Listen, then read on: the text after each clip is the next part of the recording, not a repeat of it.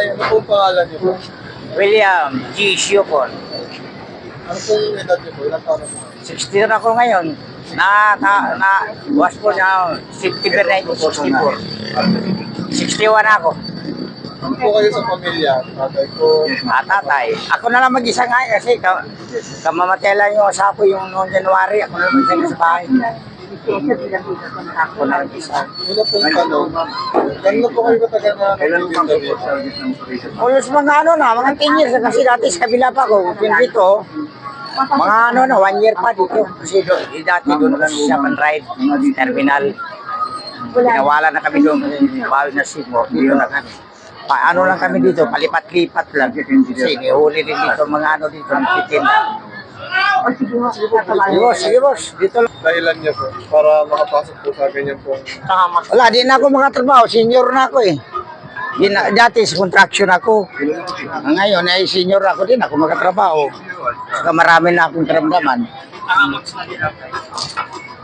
Ito po, maaari niyo po bang ilarawan yung mga karanasan niyo po na may mga times po ba na nahirapan kayo sa pagharap po sa mga enforcer, mga polis po, hinarap po kayo ng gano'n? Oo, takbo-takbo nga sila, palagi uli-uli. Ako dito lang ako kasi dati nag-duty rin ako sa touch for disiplina.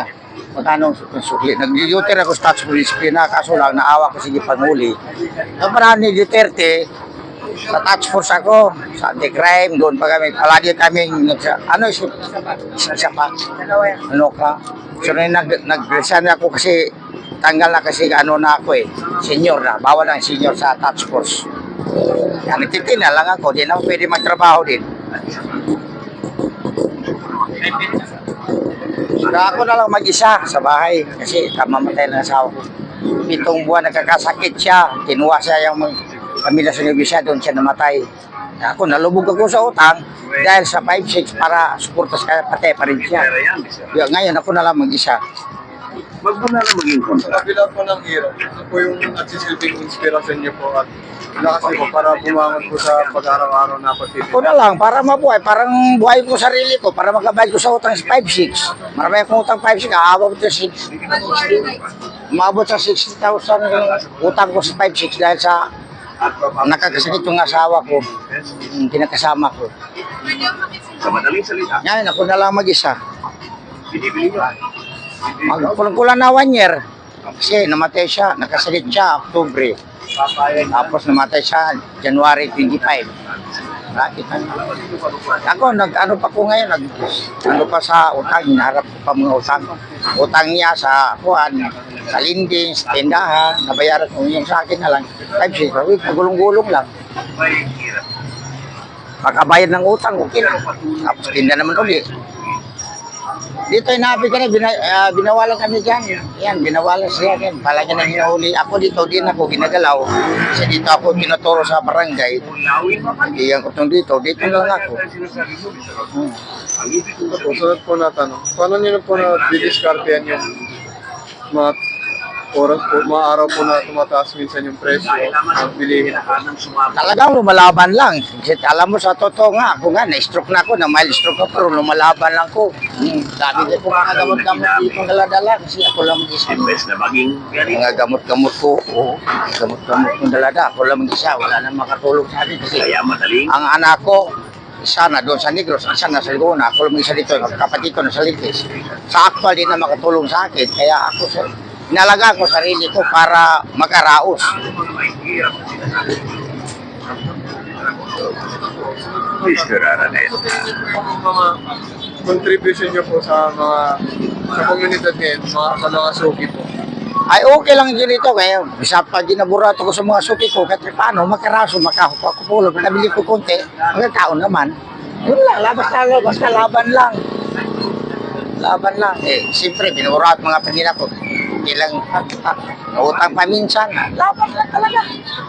Kasi kung di ka lumalaban, lalo kung wala kang kakainin. Nag-uupa ako ng bahay. Paano ka mo? Ganyan, di wala. Kaya laban lang. Kahit pa masamang pakiramdam, tinda pa rin para makakuha ng pang-tustos. Ang hulog. Panghulog sa 5-6. Kasi pag di ka magtinda, wala kay panghulog, di ka makapanghulog. Oh. Ano, inulugan ko araw-araw 5-6-1-1 dahil sa ako, umabot ko ng 7 papel ang utang ko. Kasi dapat na ano ko sa kong financier, request ko para makasupport ko, pero patay pa rin siya. Yan naman ko sa utang. Laban lang. Ito po, sunod po na tanong. Kung makikita niyo po yung sarili niyo po sa isang litrato, yung ginagawa po kasi namin, ano po, photo po. And pag makikita niyo po yung sarili niyo po doon na picture niyo po bilang isang tindero, ano po yung gusto niyo pong maramdaman ng mga tao na makakakita ng litrato niyo po? Ay, wala lang akong pakialam, basta sa akin. At titinda lang ako. Ay, wala naman ko purpose dyan, mga ganun-ganon. Ang importante lang, makaraos lang ako. Makaraos lang ba? Akong duty dito, 8 to 8. Alas 8 ng umaga, pagka alas 8. Diyan lang ba ko sa labas? Sa labas ng shop and ride. Alas 8:30, uwi na ako, napahinga na ako. Kasi wala mag-isa. Pagdating sa bahay, siyempre, mayroon pang mga trabaho, mga hugasan sa lababo, bago matulog. Mga tulog ko, alas 10 na. Ganun. Wala. Importante lang, makaraos, luwaban lang. Oh. Ito po, sunod po na tanong. Ano po yung pangarap niyo po or parang nabibisen niyo po? Wala na akong pangarap sa buhay. Hihintay ko lang yung kamatayan ko. Gumawa na nga niya ako ng St. Peter eh. Kasi marami na akong karamdaman eh. Oo, kababayad ko lang ako.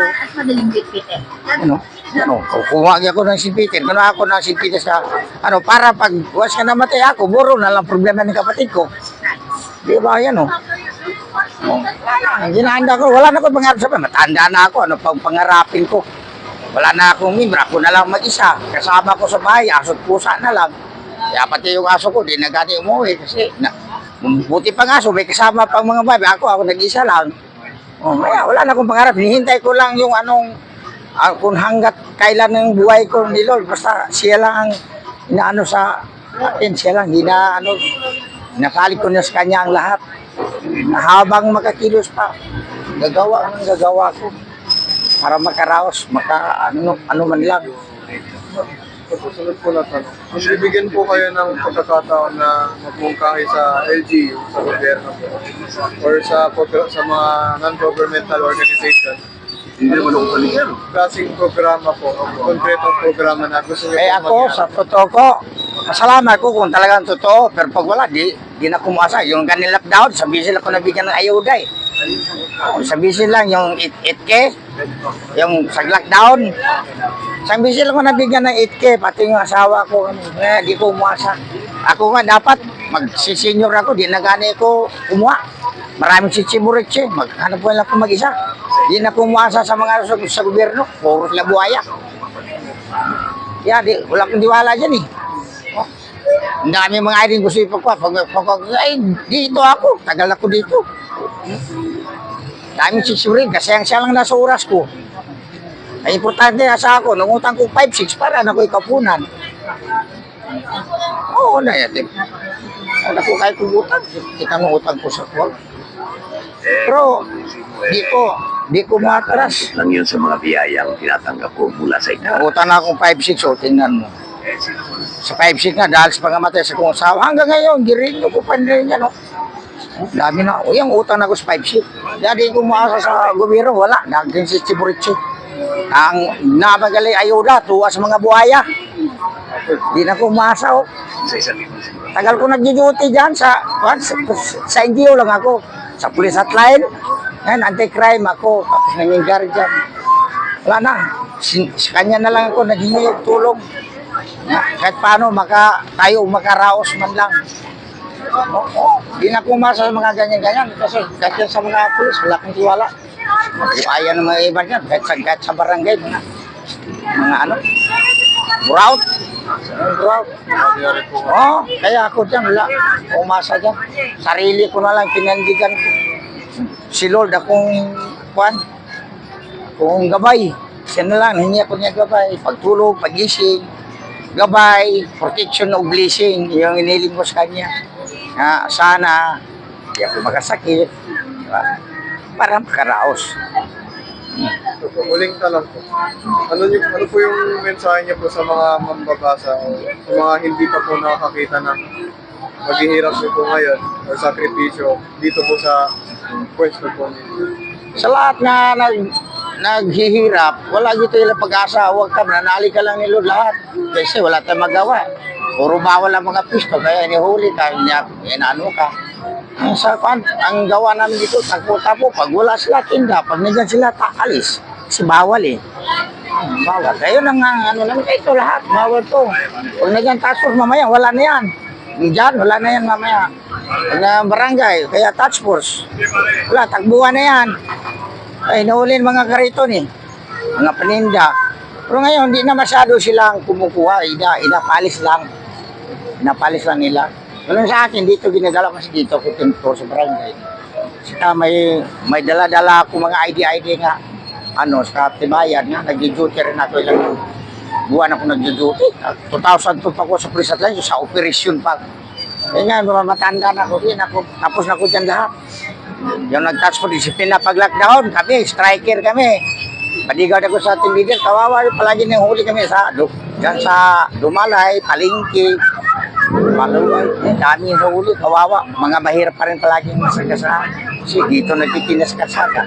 Wala tayong magawa, nadyan ka sa akin. Kaya ako naawa ko, di na ako malunok-lunok, kaya nag-resign ako. Di ako tinatangal, ako lang nag-resign.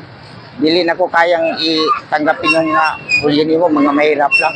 Mga gulay, bilaw-bilaw, agawin mo pa. Tapos kuya, ba't kinuha mo kuya? 5-6 ng puna, tapos masakit pa hinanay. Sabi lang ko, wala, di makiusap pa lang sa team leader, pagdating sa kan, wala na. Kawawa, di ba? Mahirap ka, tapos sagasaan mo rin, mga mahirap lang, di dapat magtulungan. No, di ba? Dapat tulungan mo. Hanggang ngayon, dili binigyan pansin to. Ang binigyan pansin sa gobyerno, yung mga mayaman. Yung mga mirap, wala na, di na binigyan pansin. Di na gani na, bahala na sila. At pag magsabi kang, ano ka dito, butante ka dito, dili na kapapansin nun, kasi malayo pa na nila eh. Kaya kawawa yung mga ganito. Sama ako dyan sa kapro, sa akin naman, di ko tumutakbo kasi saan ko nakatayo, di ko umalis. Di man pa dito, takbo-takbo to. Hirap to. Lumalaban ako. Pumapalag ako pag pinilit, basta wala sa ayo kasi nagtitraining din ako, nagsiseminar rin ako paano ang proseso, paano ang tama, paano ang mali. Yan lang akin, basta sa akin, panindigan ko habang nabubuhay. Una, gabay ni Lord, tapos protection of blessing niya. Yun lang ang hiniling ko sa kanya, nga hindi tamang lamang sa kapwa. Kung mari kayo tulong, makatulong tayo. Wala sa akin. Wala na akong pangarap sa buhay nga, asinso, ako na nga mag-isa. Tama lang na magkaraos. Makabayad ko sa bahay, makabayad ko sa akong libingan, pwede na, pwede na. Nagsabi nga bigyan ko, ay salamat kung mayroon, pero wala na. Di rin ako masap, pero ako, bidya ko lang. Sabi din, tatawagan lang, hindi. Hulog ko ng hulog sa akong 5-6 para pagdating sa bayaran sa bahay, magarinyo ko na ako kung bayad sa bahay. Kasi pag dito umasa, igora pang kahit panghulog man, kailangan makakuha ka panghulog para pagdating sa panahon, makarinyo ka na kay pangbayad sa bahay. Siyempre, nagupahalan din ako. Diba? Yan talaga, laban lang. Oo, laban lang. Ganyan lang. Ayan po.